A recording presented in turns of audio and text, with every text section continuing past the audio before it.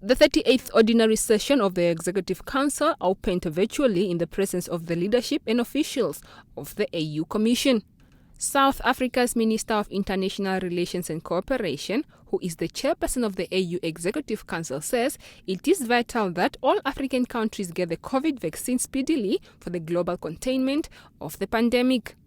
Unlike the case of developed countries that have substantial financial resources and have purchased the majority of stock, Africa is struggling to get its fair share. The painful irony is that some of the clinical trials for these vaccines were indeed carried out in our continent.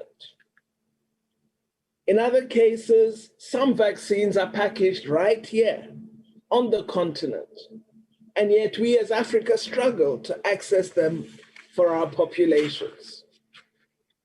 This, we believe, is one of the strategic opportunities we should address through advice and leadership of our AU subsidiary bodies. In the meantime, India and South Africa have jointly proposed a temporary waiver in the provision of trade-related intellectual property rights to ensure the free flow of medicine, vaccines, and medical equipment between countries during the ongoing COVID-19 pandemic. We have called on the World Trade Organization to temporarily waive specific TRIPS obligations in relation to the prevention and treatment of COVID-19 for, we have said, a defined period and within defined parameters.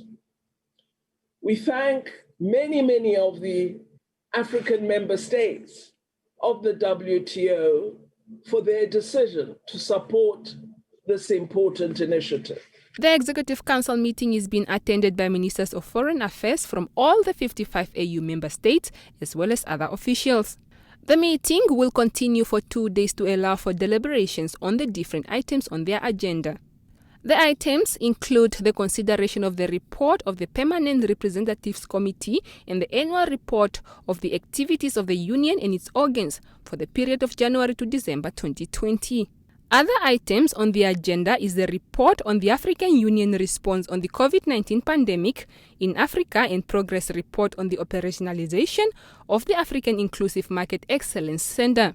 Evelyn Paules, NBC News, Windhoek.